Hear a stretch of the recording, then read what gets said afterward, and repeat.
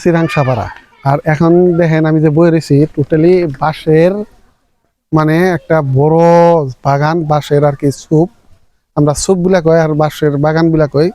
এই বাগানের ভিতরে আর কি চারোপাশে বাঁশ, যেমন ধরেন তারাই বাঁশ আছে, বোরা বাঁশ আছে, মাখলা বাঁশ আছে, আমাকেও যেন গ্রামে যেগুলা বাঁশ পাওয়া যায় সম্পূর্ণ বাঁশ এই জায়গায় আছে, সব ধরনের বাঁশ আছে। কিন্তু ডিফারেন্স হলো যে এই জায়গায় সবাই সেলফি নেওয়ার ব্যস্ত, ফটো নেওয়ার ব্যস্ত। কারণ এই জায়গায় বাঁশের চাইরো দিকে মানে বাঁশটারে পরিষ্কার করে সাফ চিকন করে মানে বহার জায়গা, মানে ভালো ভালো করে বহার জায়গা বাঁশ দিয়ে বানাই দিছে, খরচ কম, খালি মেহনত গেছে। আর এই জন্যেই রাংসাপাড়ার নামটা ক্লিনিস্ট ভিলেজ বলে নাম পাইছে এরা। আর এখানে ভারতবর্ষের বিভিন্ন জায়গা থেকে বা পৃথিবীর বিভিন্ন জায়গা থেকে এই জায়গায় মানুষ আসে। যে একটা বাঁশের বাগানের ভিতরে কি সুন্দর করে বহুনা জায়গা বানাইছে, আর সব মানুষে কিন্তু সেলফি উঠপার নিয়ে ব্যস্ত আর কি। কারণ আচরিত বিলা ভাবতেছে আর কি, আমাগো লোকাল এলাকায় যেন বাঁশ থাকে কেউ সাফ চিকন করে না, গুরুত্ব দেয় না, সেই জন্য বাঁশের বলে কেউ যাইবার চায় না, দরকার ছাড়া অদরকারি কোনো কামও বাঁশের বলে কেউ জানা।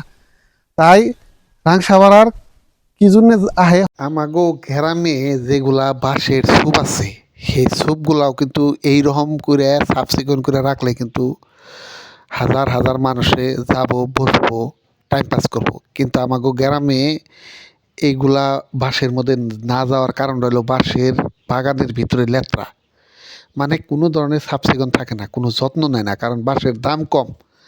মানে একটা বাঁশ আপনি বললে হাজার হাজার বাঁশ এবার ফ্রিতে হইতেছে আর লেত্রা জায়গায় হইতেছে। তার জন্যে আমাগো গ্রাম অঞ্চলে বাঁশের ভ্যালু দেয় না থেকে মানুষও বাঁশের গুলো যায় না। কিন্তু খুব গরম পড়লে কিন্তু বাঁশের যদিও সুপগুলো অল্প সাফ চিকন থাকে ওই জায়গায় কিন্তু মানুষ বসে। তাই রাংসাপাড়া আসছি দেখে, তারা যারা রাংসাপাড়া আইছিলেন গোয়ালপাড়া জেলাতে তারা তারা দেখছেন যে গাছের গুড়া, এইগুলা গাছ কাটার পরে গাছের গুড়ারে আমাদের গ্রামে বা আমরা কোনো ধরনের মূল্য দেই না, মানে গুড়াগুলা পয়সা যায় বা কিছুমান মাসে গুড়াগুলা কাইটা চলা মানে জাল দিয়ে খায়। আর এই গাছের গোড়ারে এরা উঠাই আনার পরে এইগুলাদের চেয়ার বানাইছে বৈশা থাকার। আর এইগুলা চেয়ারের মধ্যে বৈশা বৈশা মানুষের সেলফি নিতেছে, ফটো নিতেছে। দেখেন এই জায়গায় যত মানুষ আসে ভিজিট করে সবাই ফটো নেয়। আর আপনারা গুগল সার্চ করে দেখতে পারেন যে রাংসাপাড়া ওয়ার্ল্ডের মধ্যে ক্লিনেস্ট ভিলেজ বলে নাম পাইছে।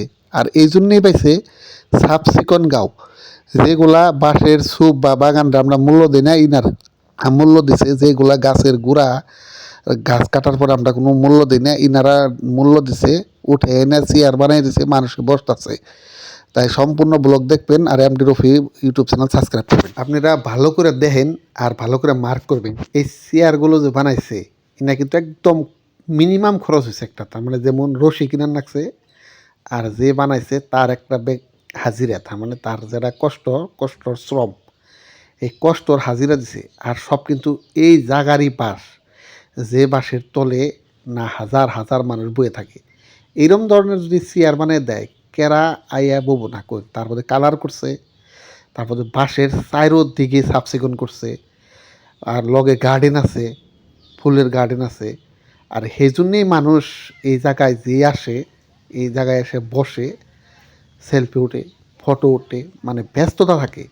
মানে আপনাদের বাড়ির আশেপাশে গ্রামে যদি বাঁশের বাগান থাকে আপনারাও যদি এরকম সাফ চিকন করে রাখেন, বহার সুবিধা দেন, 100% মানুষ ওই জায়গায় যাব। আর রাংসাপাড়া হেজিন্দ ওয়ার্ল্ডের মধ্যে একটা নাম পাইছে ক্লিনেস্ট প্লেস রাংসাপাড়া। আপনারা গুগল সার্চ করে দেখেন, গোয়ালপাড়া জেলাতেই আছে, পারলে একবার আইয়া ভিজিট করে যাবেন। এত ভালো লাগে জায়গাটা, মানে আচরিত। আর গরমের টাইম আইলে তাহলে ভাইবা দেখেন কীরকম ভালো লাগবে আর কি। যেটা আমরা এসির ভিতরে যায় যেটা ফিল করি তার থেকেও আপনার ভালো, মানে এই বাঁশের বাগানে এলে আপনি ফিল করবেন। মানে যেটা অরিজিনাল বাতাস আল্লাহ তাল্লাহ দান করা সেই বাতাসটাই পাওয়া যাবেন। তাই এমডি রফি ইউটিউব চ্যানেল যারা যারা দেখতেছেন পারলে সাবস্ক্রাইব করে নেবেন, বেল আইকনটা দাবিয়ে নেবেন। এইরকম ধরনের জানি ব্লগ আমি রেগুলার দিয়ে রয়েছি, আপনারা দেওয়ার হাতে হাতে জানি পাইন। সকাল 7টা বাজায় ডেইলি ব্লগটা দিই আমি। এই ধরনের আপনারাও ব্লগ দেখবেন। দেখেন সম্পূর্ণ বাঁশের চেয়ার, আর এইগুলো চেয়ার খালি নিজের মেহনত করে বানাইছে, রশি দিয়া জলনা গুনা বানাইছে, আর বাঁশ দিয়ে না বহিনা জায়গা গুনা বানাইছে। গাছের যে না গুঁড়া আমরা যে ফালিয়ে দিই কোনো কাম ইউজ করি না, হিন্দাদের চেয়ার বানাইছে, মানুষের ফটো উঠতেছে। তাই আজকের ব্লগ তো শেষ করছি। ভালো থাকবেন, সুস্থ থাকবেন, বাই।